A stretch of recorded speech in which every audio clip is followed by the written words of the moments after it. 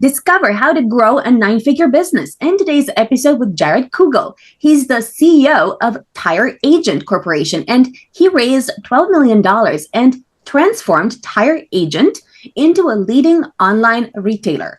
Recognized by Inc. 5000 as one of the fastest growing companies in the US, Tire Agent has sold nearly 2 million tires since 2020, redefining affordability for everyday Americans. So Jared, tell us, how can entrepreneurs build a nine-figure business? Welcome to Awakened Titans podcast with Lily Patrascu. Mind-blowing conversations with influential business titans sharing how you can manifest abundance, love, joy, success through quantum awakening, quantum manifestation, quantum healing, quantum miracles, exponential business growth, and innovative products and services. Yeah, I think it first starts with understanding what you're trying to accomplish. And I always tell people that, there are certain commandments that you want to stick to, right? Like you want to hire for the gap. So if it's something you don't like to do, don't do it. Get somebody that can do it. If you're not knowledgeable in that skill set, don't just try to learn it randomly. Get someone that knows how to do it. You also got to understand that you need to sacrifice the short term and focus on the long term. So like my personal relationships early on, I had to sacrifice hanging out with my friends, hanging out with my family, going to events, because I knew the long term was if I could be successful, then I can get to financial freedom, right? You want to work with people you like. So don't hire someone just because they have that exact skill set you want or that skill. You have to like the person. You're spending 10 hours a day with that person at least. Make sure that these are people that you enjoy being around, that they have good personality, that you share, similar goals. You want to obsess over your customers. So for me, I read every review that comes in. So I like to make sure I stay on top of it, make sure our customers are being serviced. We have tons and tons and tons of great reviews. We're probably one of the leading retailers in that regard. And it's because I genuinely care about my customers. I want to make sure that they want to come back and order for more. I don't want them to just be one and done. You want to make sure that you're building a business that's not only surrounded about price, because price will get you the sale, but it won't keep the customers coming back. So you want to offer multiple value propositions, make sure that they see the value in you as a company. They're not just seeing you as like only a price tag. You want to be in a business where you're a domain expert. You do not want to go into a business that you know nothing about. I also believe in not creating demand from nowhere. So stick to an industry that you know the demand is already there. Competition is not a bad thing. It means the market's established, means people are buying the product already. So don't reinvent something that's already existing. You want to align with your investors. So if you take investment like I did, you want to take money from people that you actually enjoy being around, similar to like when you make your hires. You want people that share your vision, that can grow with you, that can support you, that can be your cheerleader. You want to control your growth. Because if you're like me, where in my first year, I think I did around like 3 million. And then the second year I did 33 million. It's very easy to let the growth control you instead of you controlling the growth. And when that happens, all hell breaks loose. So you want to make sure that you put things in place where you can grow at a manageable rate and that you're not just putting out fires left and right. And then the last thing is you want to always be a student of the craft. I am always reading and learning from other successful entrepreneurs. And I try to surround myself with people that can teach me things. So for example, they don't always have to be successful. You can learn a lot from failures. It's just important that you stay always a student and never think you know everything, because nobody knows everything.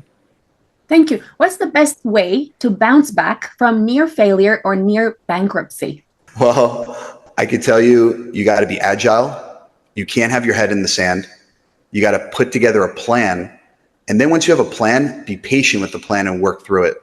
I am a very big believer in pivoting quickly in your business and in your personal life, staying patient and organized. Thank you. For entrepreneurs that are organizing events, and let's say they are near failure or near bankruptcy, and imagine you go to an event, okay? And then you have a bad experience. The likelihood is you will never return. How do you manage to kind of get back in the customers that you potentially failed in some way, or that you didn't deliver to the expectations that they might have wanted, because you have a lack of experience. And of course, you are evolving as a person, but how can you make that shift where you can turn around the situation so that the people who used to think that you are crap in some way, like in terms of, right? Yeah. How can you make them realize that you're evolving and that you're always, doing better? And let's say the person that you're now is not the same person that you used to be, 5 years ago when you ran your first event. Yeah, I mean, great question. For me, I think it's about being genuine. I think that's the first thing. You got to own it. Some people believe in rebranding, which I completely understand, and I'm not a branding expert. But I can tell you, for me, I just owned it. Like, we reached out to people that we knew had a bad experience and we tried to turn it around.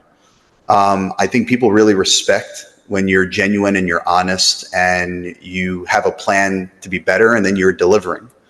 So when things were very hard for us in the first, 1 to 2 years, we were not perfect. Like, we made mistakes, but we reached out to those customers and we were genuine and we said, look, we're going to provide a better experience. Tell us what we did wrong. And we learned from it. And today I am, like I said, obsessed with the customer experience. I want to make sure they have a great experience every single time that I can help it.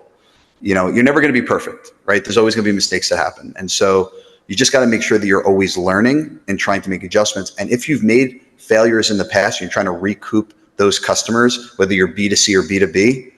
If you don't want to rebrand, just be genuine. Just say, hey, this is what we did, but guess what? This is what we're doing, right? And because once you're executing, people forget that aspect and they're willing to give it another shot. Thank you. What's the best way to go from having a 7-figure business to an 8-figure business, for example? Yeah, I mean, I hear different philosophies. Some people will say, oh, it's hard to get to the first million or it's hard to get to the first 50 million. It's hard no matter what you do. It doesn't even matter what caliber you're in. It's always going to be hard. The bigger you get, the bigger the dips and the bigger the swings, right? So for me, when we were doing only the 3 million a year, I would say the biggest turning point for us was cleaning up operational efficiencies.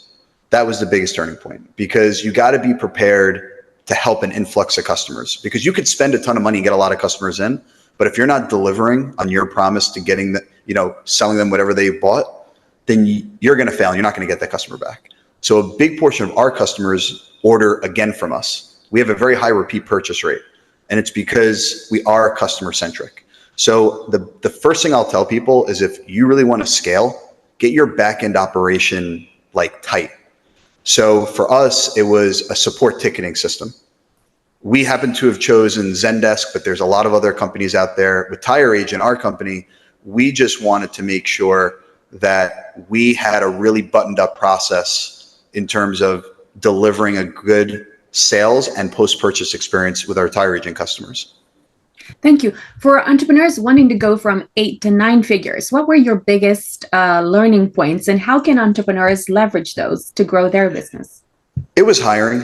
It was hiring people that you felt had the same aspirational goals as you, same work ethic as you. Because every time you hire people, whatever you're thinking in your head is going to get watered down. So it's important that you're hiring people that can pass along the message that you want. So I will always believe that the difference between going from 8-figure to 9-figure was continuing to hire the people that can pass along your company culture, pass along your mindset, how you want to grow. You want people that are, that have high-end career ambitions. For us, we always made sure at Tire Agent that we are promoting within as much as possible. And we have a very high customer retention. So that was a big factor for us. Thank you. What's the best way to select the right partnerships, joint venture partnerships, to grow your business? Well, it's very similar to what to my theme with hiring and taking investors. You want to work with people that you like and that you are aligned with. You got to think a couple steps ahead, because I've had partnerships where we were just too early, it didn't work, then we reapproached it again later. So when you're trying to find the right partnership, try to be creative, because sometimes the other person won't see what you see. So we, a lot of times, will look at strategic partnerships and we'll say, okay, there's nothing here right now. It may take a while, But a lot of times I have to use my imagination, create a presentation to show them what I'm thinking, and then we can land the deal. If you're just going to say, hey, I want to work with you, and you don't have a plan and you're not creating a vision, well, they're certainly not going to see the vision, right? You have to sell them on the vision and show them that there's a pathway for mutual success. Thank you. Do you find that the only way to create partnerships that work is to have measurable things that kind of track everything that's happening, rather than just, let's say, making agreements and then sending people to a certain business and then not seeing any results at all? Okay, well, it's funny you say that, because my first ever strategic partnership that we had no KPIs. It was just like, we're going to do this, we're going to make it work. And it did not launch for 2 years. But then once it launched, it like took off like a rocket. So I think in most cases, I think a KPI does make sense, but not always. Like a lot of times you can create a partnership, and a successful one, by brainstorming together. Because you may not know what that KPI is when you have that creative idea. It may come later. You just got to both be committed to making it work. Thank you. What's the best way to set up an affiliate or a joint venture collaboration partnership that works for both parties on the long term in a sustainable way? Well, the first thing is you got to understand that it's a relationship, not just a transaction. And it's got to be mutually beneficial. If it feels one-sided, or you're in the scenario where like you feel like you got the better end of the deal, chances are it's not a good deal. And chances are somebody will be resentful later. I'm a big fan of collaboration. You know, at Tire Agent, whenever I look at any deal, I'm always trying to see how can both people benefit. Even if I have to give, it's okay. It's okay giving. You want to make sure that both people are happy, because if both people are happy, then that means you're going to do more deals together. Thank you. Tell us some examples of some partnerships that you've done, just so we can understand what kind of partnerships could work well and what kind of partnerships don't work so well. And how would you set this up so that there is a mutual benefit over the long term? Yeah. I mean, one of my favorite companies that we've worked with is Allstate Dealer Services. They've been an incredible, strategic relationship that we've had. And we didn't really have any strong KPIs in the beginning to go off of. I mean, we thought of things loosely, but we were really just, taking a leap of faith with each other. And they're an incredible company to work with, but it wasn't all roses in the beginning. We didn't launch with them for like a year and a half. And then once we launched with them, it became incredibly successful for both of us. So that's one where it worked out really well. We had another scenario where somebody wanted to work with us on installation, and it was very early on with us, and it just did not work. We were too early. We weren't really organized as well as we are today. Today we're buttoned up, we're tight, we have great processes in place, but back then we didn't, and it didn't work well. And we mutually agreed to kind of like, part, not on bad terms or anything, just was too early. But that's in a case where you can be too early and not have the patience. And I should have at that time probably taken a step back, breathed a little bit, thought about better processes, and then went forward. It just takes time. As a CEO, you're going to grow and you're going to evolve over time. And that's perfectly okay. Thank you. What's the best way to find the solution when you need it the most? And I'm talking specifically about the moment when you got $12 million funding, Yeah. at a moment when your business needed it the most. So what kind of mindset shift did you have there, where you were, like your business was doing in a certain, was doing relatively okay. Yeah. And then you kind of took this money to kind of grow it to a really massive level? Yeah, no, I mean, that's a great question. So we didn't get the 12 million all at once. We got it over time. We raised probably 4 different rounds, so we got it gradually. I was a first-time founder. I didn't really understand how to grow a startup. I knew how to run and operate like a mom and pop business, because that's where I came from with my family. But I didn't really understand startup. And in startup world, they indirectly push you to grow and burn money. And I didn't really feel comfortable with that. So in the earlier years, I was trying to experiment. I really do believe in failing fast. Like, you try ideas, you fail fast, you move to the next one, right? So we spent a lot of money failing fast and moving on. I mean, you can look back and be like, I wasted it, but you didn't waste it. It's a learning experience. That's part of the natural progression for a founder that's raised, outside capital, but I always respected the money that I raised. So by the second time I needed to raise, we had better learnings. We understood what we were doing. By the third time we were looking to raise, we figured it out. And then by the fourth time, we didn't even need the money. So we became cash flow positive really early on. We became profitable early on for a startup. But we were able to manage a good balance between cash flow positive and also growing fast. It's hard to say when you know when to get the money, but I always believed in raising the money when you don't need it, not when you do need it, because by the time you need it, it's too late. And by then you have a business that's kind of dying, right? And so you want to raise when you don't need the money, so you can take your time, find the right investor with you, and have a strategy in place. Thank you. What's the best way for entrepreneurs to have the courage to build a 9-figure business? Well, I didn't actually plan to build a 9-figure business. What happened was my back was against the wall because I had left my family's company and their business was kind of going down over time. And I knew I didn't have a future if I stayed there. So for me, I started out building Tire Agent out of like desperation and necessity. And then I didn't really think it was going to become this big until about the second year or third year when we were in it. I would say, yeah, about the second or third year. And by then I was like, okay, we have something magical here. Let's really ride this wave and keep going in a really aggressive manner. And when I say aggressive, I mean like spending more money on marketing, hiring the right people, really putting together the infrastructure to take this business to way beyond. So it's hard to see it when you're in it. You kind of have these moments. They're like, aha, like I'm on something, like I'm on a magical journey type of thing. When that hit and I was able to see like the trajectory, just based on the feeling I had inside, I knew then I was on something to get to that kind of scale.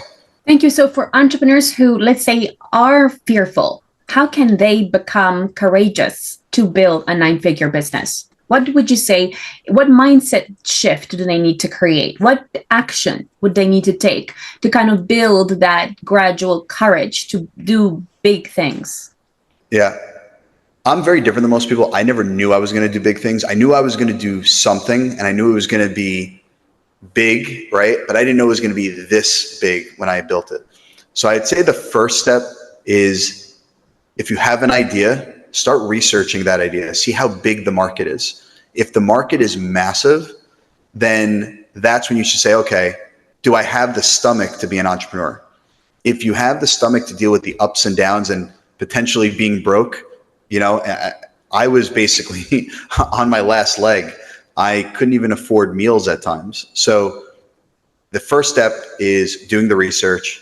If the research proves out that the market's big, the potential's big, the second step is to take that leap of faith, and you have to be all in. I do not believe that you can be part-time in a business and run and grow your venture at the same time. So you have to really have a stomach to say, I could deal with the ups and downs. And if you can, you got to jump all in and just do it. Thank you. What's the best way for entrepreneurs to stop self-sabotaging when they are trying to build a 9-figure business? Don't be in love with your business. Be in love with being successful. I pivoted my idea 4 different times. It's completely normal to fail, own it, and move on to the next idea and fail fast. Because if you could fail fast, that means you can get the learnings from that idea and build a better business after that. Thank you. What's the best way for entrepreneurs to deal with shame and to overcome it so that they can build bigger next time? Well, the first step is acknowledging that you should have nothing to be shameful about. You've now built the courage to quit your job, start a business. Not a lot of people have that kind of courage to do that. So you should be proud that you did that to begin with. The second thing is keep your head held high, because the reality is you tried. And then the third thing is you failed. Okay, get up and do it again. There's nothing wrong with failing. Every successful entrepreneur that I've ever met has failed multiple times. There's absolutely nothing to be shameful about. Thank you. What kind of habits, routines, or apps can entrepreneurs use to grow a 9-figure business? I'm a big believer in starting your day early. I wake up every day at 5:30 in the morning. I check all my emails. I respond to all my LinkedIn messages. I think that's really important. I think the other routine I do is I do a lot of long road trips, and I do that so that I can have some like solitude where I can brainstorm and think through things. And then tools I use, I mean, there are tools we use in the business like Zendesk, ChatGPT, Slack, Google Slides. I digest everything with bullet points. I don't like reading paragraphs. I find it's not as easy to digest. So I like to do everything in bullet points and presentation format. So everyone here, when they're talking to me about something, it has to be visual. I think it's very helpful to bring the imagination out. Waking up early every day is incredibly important. I wake up every day at 5:30. I walk for about an hour because I think it clears the mind, and I think it's a way for you to kind of take some time and figure out what you're going to do for the day. And then I get in and I jump right into it at around 9 a.m. every day in the office. But I work starting 5:30 in the morning. Thank you. What's the best way for entrepreneurs to fuel their motivation and incentivize themselves to continue despite hardships and obstacles? Yeah, you have to tie to an emotion. So for me, it was desperation in the beginning because I was scared I wasn't going to have anything. And then it became spite because nobody believed in me. Everyone thought I was going to fail, and I wanted to prove them wrong. And Tire Agent was a dream at that time. It was not launched. People thought I was crazy. They're like, oh, another retailer. And I was like, no, I'm going to do this. I'm going to figure it out. And then it became about helping people. My emotion that I stick to now is I want to be successful so I can help people. I like giving back. I like helping those that are less fortunate and not as blessed. And it's because everyone deserves opportunities and everyone deserves a chance, right? And so not everyone, unfortunately, gets that chance. So for me, my motivation has evolved over time to provide for my family, to provide for people I love, to provide for people that need help in life. I think that's been very helpful. Like we recently volunteered at the local shelter here. So I would say tie yourself to an emotion that can drive you, whatever that emotion is. And then in terms of incentivizing yourself, it's important that you understand you're doing this for your future. It's not instant gratification. It's not like you're, putting an ad online that you're paying for and you're getting a call tomorrow for, to buy the product. It's a journey. And you have to understand that it's a journey and that it's not going to happen today or tomorrow or the next day, but you're putting together the building blocks for your future. And so you got to stay focused. Thank you. What's the best way to increase the desirability factor of your product or service? Well, for one, you got to talk to people that you think are your customers, and you got to understand what resonates with them. If you can understand what resonates with them, then your ads should be based around that topic. You should not try to force a demand onto a customer when there's no market demand. So if you can go into a category that's already has high demand for the product or service, you're right off to a great start right there because you already know it exists. At that point, you're just A/B testing different messaging and seeing what relates to people. Thank you. What's the best way to close more sales so you can grow a 9-figure business? Be genuine. Don't rush people. Don't push people into things just because you want to make the sale. Do what's right by the customer. So at Tire Agent, we teach our customer service agents, do not rush people off the phone. I don't care if it takes 5 minutes. I don't care if it takes 2 hours. You want them to feel good about the purchase. You want them to feel like they made the best purchase that they could have made for themselves at that time. And it's really important to hold true to that. So be genuine in your sales process. Don't be pushy, and don't tell them what you think they want to hear. Tell them what they need to hear to get informed about the product or service, and then let them make their own decision. Thank you. Tell us where entrepreneurs can find you. LinkedIn. I mean, I like posting on there, and I don't do it for any other reason than I think it's fun. I think it's educating. I like to hear about entrepreneurial journeys of people. I like to talk to people. So for me, if you want to reach out to me, you want to ask me a question, LinkedIn is the best way to do it. Thank you. Follow us for more interviews with world's most influential business titans, providing you with the insights to awaken to your full potential so you can get paid to be yourself, find true happiness, and manifest anything you desire.